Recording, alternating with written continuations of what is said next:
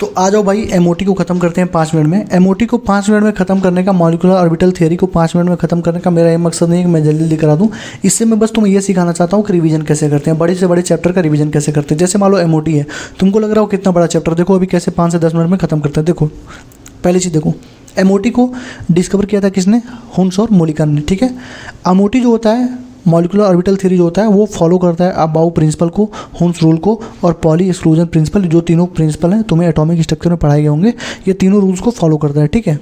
MOT को use क्यों किया गया? एमओटी के पहले भी तो बहुत सारी थ्योरी थी, बीएससीपीआर थ्योरी थी, सारी थ्योरी थे, तो क्यों आखिर ऐसे क्या गलती हो गई उन थ्योरीज में कि इसको यूज़ करना पड़ा? तो पहली गलती ये थी कि जो बाकी की थ्योरी थी वो बोलती थी कि O2 क्या है? डायमैग्नेटिक है, लेकिन एमओटी ने पहली बार बोला कि जो ऑक्सीजन है, ऑक्सीजन का जो मॉलिक्यूल है वो क्या है? पैरामैग्नेटिक है। और बाकी का जो थ्योरी थे उनमें H+, H2+, H2- का कोई एग्जिस्टेंस ही नहीं था। तो ये जो स्पेसीज हैं इनके एग्जिस्टेंस के लिए किसको आगे आना पड़ा? एमओटी को आना पड़ा, ठीक है। तो एमओटी को डिस्कवर किया था हुन्स एंड मोलिकन ने, फॉलो किया था अबो प्रिंसिपल को, हुन्स रूल को, पॉली एक्सक्लूजन प्रिंसिपल को, और ये एक्सप्लेन करता है कि O2 हमारा क्या है? पैरामैग्नेटिक है।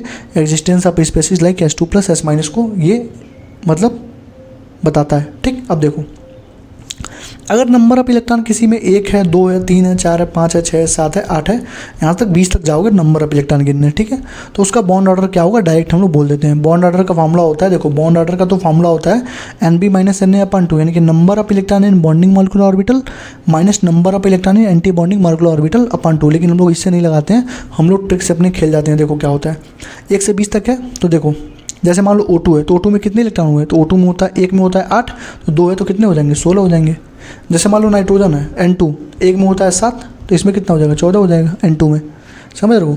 Number of electron, valence electron नहीं, number of electron. Valence electron वाला ट्रिक हम लोग हाइब्रिडेशन में यूज़ करते हैं, यहाँ पे यूज़ करेंगे number of electron. Number of, जैसे मान लो दे दिया क्या N3-, तो क्या लिखोगे? 7। नाइट्रोजन में कितना इलेक्ट्रॉन भाई? Hydrogen, helium, lithium, beryllium, boron, carbon, nitrogen, atomic number 7 है, तो कितना इलेक्ट्रॉन होगा भाई? 7 ही इलेक्ट्रॉन होगा ना। तो N3 लिखा है तो 7 3 21 हो गया, और माइनस लिखा है तो 1 जोड़ देंगे, 22 हो जाएगा, ठीक है। मान लो N3+ लिखा है तो 7 3 21 और 1 घटा देंगे, यानी कि प्लस चार्ज होता है तो 1 घटा देते हैं, माइनस चार्ज होता है तो 1 बढ़ा देते हैं। 1 प्लस चार्ज होगा तो 1 घटाएंगे, 1 माइनस चार्ज होगा तो 1 बढ़ाएंगे, 2 प्लस चार्ज होगा तो 2 घटाएंगे, 2 माइनस चार्ज होगा 2 बढ़ाएंगे, ठीक है। तो देखो 1 से 20 तक मैंने लिख दिया, तो तुम सीधे जाओ 14 नंबर पे। अगर 14 होगा तो 3 होगा। जैसे मान लो N2 है, जैसे मान लो CO है, तो N2 का 14 होता है, तो 14 का बॉन्ड ऑर्डर 3 होगा। C का कितना होता है? 6, ऑक्सीजन का 8, तो 6 8 14, यानी इसका 3 होगा। अब देखो तुमने 14 का याद कर लिया, अब ऊपर जाओगे तो 0.5 कम होगा, नीचे जाओगे 0.5 कम होगा। जैसे 15 आ गया तो 2.5, 16 आ गया तो फिर 2 हो गया, 17 आ गया तो 1.5, 18 आ गया तो 1, 19 आ गया तो 0.5 और 20 आ गया तो 0। समझ रहे हो? मतलब जैसे जैसे तुम नीचे जा रहे हो तुम्हारा घटता जा रहा है, 0.5 घटता जा रहा है जैसे जैसे तुम बढ़ रहे हो। अब घटो, 14 था पहले, अब मान लो 13 नंबर ऑफ इलेक्ट्रॉन 13 हो गया तो फिर 2.5 होगा, 12 हो गया तो 2 हो गया। देखो 0.5 घट गया, फिर 0.5 घट गया, फिर 0.5 घट गया, फिर 0.5 घट गया, फिर 0.5 घट गया, मतलब 0 हो गया। तुम्हें दिख रहा होगा 8 पे 0 आ गया। कहाँ कहाँ 0 आया? 8 पे एक बार 0 आया, एक बार 20 पे 0 आया। आ रहा है ना? देख लेना, एक बार 20 मतलब नंबर ऑफ इलेक्ट्रॉन अगर 20 होंगे तब 0 आया बॉन्ड ऑर्डर, और नंबर ऑफ इलेक्ट्रॉन 8 आया तब 0 आया बॉन्ड ऑर्डर, ठीक है। उसके बाद फिर से 0.5 0.1 0.5 0 0.5 1 0.5। देखो हमको ऐसे नहीं याद करना, बस मैं क्या बता रहा हूँ वो देखना। ऊपर वाले तुम्हें समझ में आ गए होंगे, 14 से लेके 20 तक समझ में आ गया होगा, 0.5 घटता है, और 14 से लेके 8 तक घटता है। समझ में आ गया ना? ये 14 से 20 तक जाते जाते 0 हो जाता है, और 14 से 8 तक आते थे 0 हो जाता है, क्योंकि 6 नीचे जा रहे हो, 6 ऊपर जा रहे हो।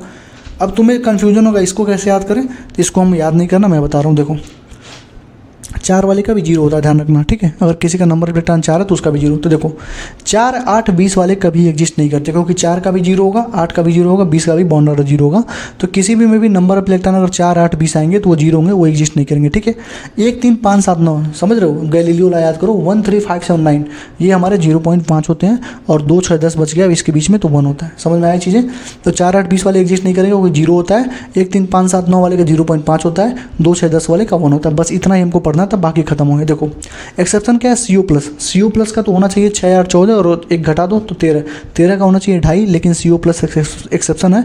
CO+ का 3.5 होता है। कितना होता है? 3.5 होता है, ध्यान रखना, ठीक। आगे बढ़ो, जितना ज़्यादा बॉन्ड ऑर्डर होगा उतना ज़्यादा स्टेबिलिटी होगी, जितनी ज़्यादा बॉन्ड ऑर्डर होगी उतनी ज़्यादा बॉन्ड स्ट्रेंथ होगी, और जितना ज़्यादा बॉन्ड ऑर्डर होगा उतना कम बॉन्ड लेंथ होगा। तो जितना ज़्यादा बॉन्ड ऑर्डर उतनी ज़्यादा स्टेबिलिटी, जितना ज़्यादा बॉन्ड ऑर्डर उतना ज़्यादा बॉन्ड स्ट्रेंथ, और जितनी ज़्यादा बॉन्ड ऑर्डर होगी उतना कम बॉन्ड लेंथ होगा, इसका ध्यान रखना, ठीक है। एनर्जी देख लो, जो पेरेंट एटम होता है उसकी एनर्जी बॉन्डिंग मॉलिक्यूलर ऑर्बिटल से ज़्यादा होती है, और जो पेरेंट एटम होता है उसकी एनर्जी कम होती है एंटी बॉन्डिंग मॉलिक्यूलर ऑर्बिटल से। तो ये देख लेना बॉन्डिंग के लिए, थियरी के लिए बता रहा हूँ, ठीक। आगे बढ़ो, ये तो बता ही चुका हूँ मैं, आगे बढ़ो।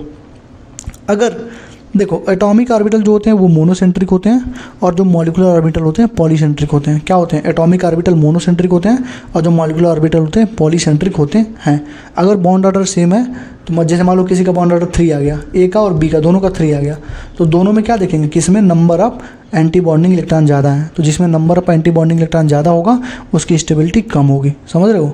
तो number of anti bonding electron जिसमें कम होगा उसकी स्टेबिलिटी ज़्यादा होगी अगर बॉन्ड ऑर्डर सेम है। अब एंटी बॉन्डिंग इलेक्ट्रॉन कैसे निकालते हो वो देख लो। सिग्मा देखो, सिग्मा जो होती है सिमेट्रिकल होती है और पाई होती है अनसिमेट्रिकल होती है। अब देखो अगर 14 इलेक्ट्रॉन से कम है, यानी कि नाइट्रोजन तक के जो एलिमेंट हैं उनमें अगर फिलिंग करना हो तुमको, तो तुम भरोगे कैसे, sigma 1s star. Sigma 1s हमारा क्या है, बाइंडिंग मॉलिक्यूलर ऑर्बिटल है, ये स्टार वाले क्या है, एंटी बॉन्डिंग है।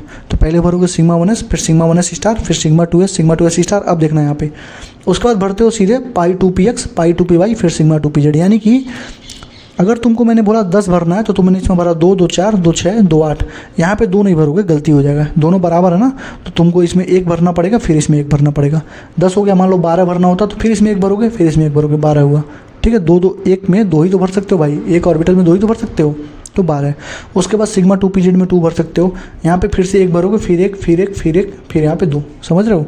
तो sigma 1s star, sigma 2s star, pi 2px equal to pi 2py, sigma 2pz, और फिर इसी का हम लोग स्टार लगा देंगे। देखो इसी तीनों को फिर से रिपीट कर देंगे स्टार लगा के, ठीक है। तो ये बॉन्डिंग वाले हो जाएंगे, एंटी बॉन्डिंग हो जाएंगे, ये बॉन्डिंग होगा, एंटी बॉन्डिंग, ठीक।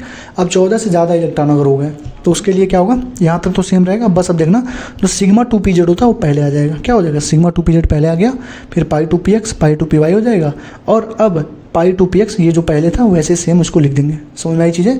तो 14 से अगर कम है, यानी नाइट्रोजन तक के एलिमेंट में सिग्मा 2s स्टार के बाद पाई 2px, पाई 2py, सिग्मा 2pz आता है। बाकी दोनों ये पाई 2px, पाई 2py बराबर होते हैं, यानी इसमें तुम एक एक पहले भरोगे, फिर एक एक भरना पड़ेगा तुम्हें, ठीक है। डायरेक्ट नहीं भर सकते, अभी सिखा दूंगा मैं।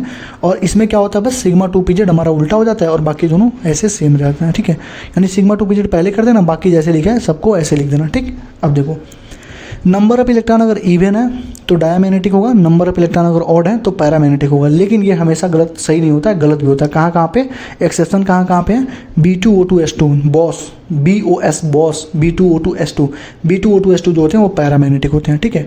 ये तीनों हमारे क्या है, मतलब इवन होने के बाद भी इसमें इलेक्ट्रॉन क्या होगा, 32 होगा। इसमें क्या होगा, O2 में कितना होगा, 8 और 16 होगा, इसमें 32 होगा। इसमें कितना होगा, hydrogen helium lithium beryllium boron, boron hydrogen helium lithium beryllium boron, इसमें 10 होगा। देख रहे हो तीनों हमारे क्या इवन होने के बाद भी क्या है, पैरामैग्नेटिक है, ठीक है। तो इवन वाले नंबर ऑफ इलेक्ट्रॉन वाले डायमैग्नेटिक होते हैं, ऑड वाले पैरामैग्नेटिक होते हैं। एक्सेप्शन क्या है, B2O2S2, ठीक है। क्वेश्चन देखो, आ जाओ। कह रहा है कि consider the following species CN plus CN minus NO CN which of the following है द हाईएस्ट बॉन्डर। कह रहा है किसका बॉन्डर ज़्यादा, तो लिख लो CN plus CN minus NO CN। बताओ नंबर ऑफ इलेक्ट्रॉन बताओ तो कितना है। देखो इसका 6, इसका 7 और एक घटा दो, प्लस है ना, तो 6 7 13 में से घटा तो 12। इसका 6, इसका 7 13 हुआ, 13 में एक जोड़ दो कितना, 14, ठीक है। NO का देखो, इसका 7, इसका 8, कितना हुआ, 15 हुआ।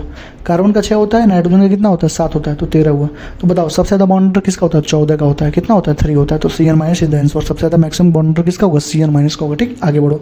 कह रहा है हैव द सेम बॉन्डर, किसका सेम बॉन्डर, जिसमें नंबर ऑफ इलेक्ट्रॉन सेम है उसका बॉन्डर सेम है। चेक कर लो, देखो O2 में कितने इलेक्ट्रॉन, 16, NO प्लस में कितने, तो हो जाएगा 7 और 8 और एक घटा दो, 7 8 15 माइनस 1 14, तो पहला होगा नहीं, ठीक।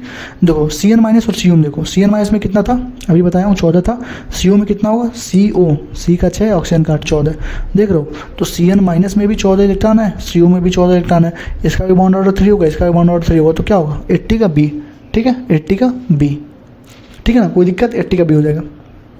81 देखो, कह रहा कौन सा पैरामैग्नेटिक है। मैंने क्या बोला, जो इवन होते हैं वो क्या होते हैं, डाया होते हैं, जो ऑड होते हैं वो क्या होते हैं, पैरा होते हैं। एक्सेप्ट इवन वाले में कौन कौन सा एक्सेप्शन है, B2O2S2 ये हमारे क्या होते हैं, पैरा होते हैं। चेक कर लो, CN माइनस क्या होगा, ये कितना है, 6 N हमारा 7 और निगेटिव में एक जोड़ दो, कितना हुआ, 14। ये कितना आ गया, 14 आ गया। तो ये तो हमारा होगा नहीं, क्योंकि ये तो हमारा डाया होगा। NO प्लस देखो, NO प्लस में कितना है, ये नाइट्रोजन 7, ऑक्सीजन 8 माइनस 1, ये भी कितना हो गया, 14। ये भी हमारा क्योंकि इवन आ गया, इवन डाया होता है। CO में कितना हो गया, 6 8 ये भी 14 हो गया, ये भी नहीं होगा, इवन होगा ना, इवन डाया होता है। पैरा पूछ रहा है ऑक्सीजन O2 का होगा 16 और -1 यानी 17, कितना होगा? नेगेटिव चार्ज मतलब एक जोड़ते हैं ना 17, 17 हमारा क्या है? पैरामैग्नेटिक। लो डी हमारा 81 का डी होगा, ठीक है, समझे?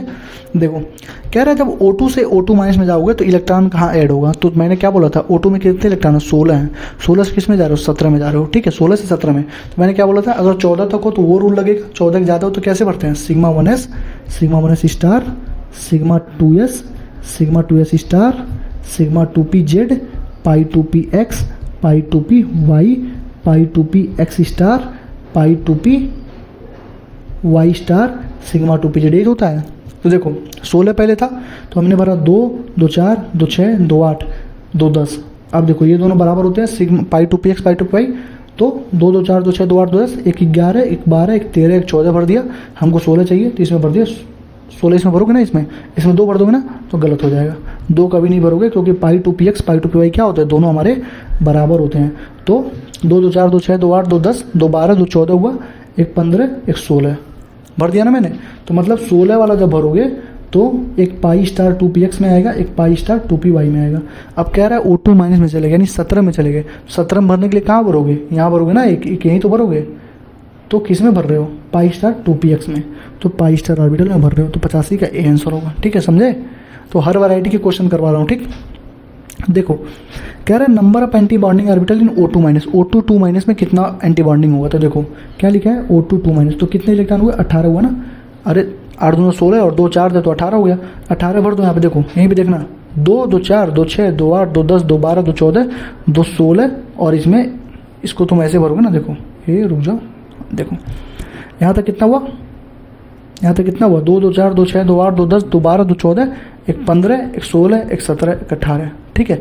अब कह रहा है कि कितना पेयर, देखना कितना एंटी बॉन्डिंग इलेक्ट्रॉन पेयर्स हैं, कितने पेयर्स इसमें हैं एंटी बॉन्डिंग में। तो एंटी बॉन्डिंग में कितने, देखो 1 2, ये सारे हमारे क्या हैं? पेयरिंग वाले हैं, ये सारे क्या हैं? बॉन्डिंग वाले हैं। एंटी बॉन्डिंग में एक 3, एक 4, यही तो एंटी बॉन्डिंग में आ रहे हैं। ये सिग्मा स्टार 2pz है तो इसमें तो कुछ भरा नहीं, तो कितने हो गए? 1 2 3 4, यानी कि 4 हमारे 4 पेयर इलेक्ट्रॉन जो होंगे एंटी बॉन्डिंग इलेक्ट्रॉन में हो जाएंगे, ठीक है। कह रहे हैं identify the molecule beach does not exist. मैंने क्या बोला था, 4 8 20 वाले कभी एग्जिस्ट नहीं करते क्योंकि बॉन्ड ऑर्डर क्या होता है? 0 होता है। तो हीलियम 2 कभी एग्जिस्ट नहीं करेगा क्योंकि हाइड्रोजन हीलियम का कितना हो गया? 4 हो गया, ठीक है।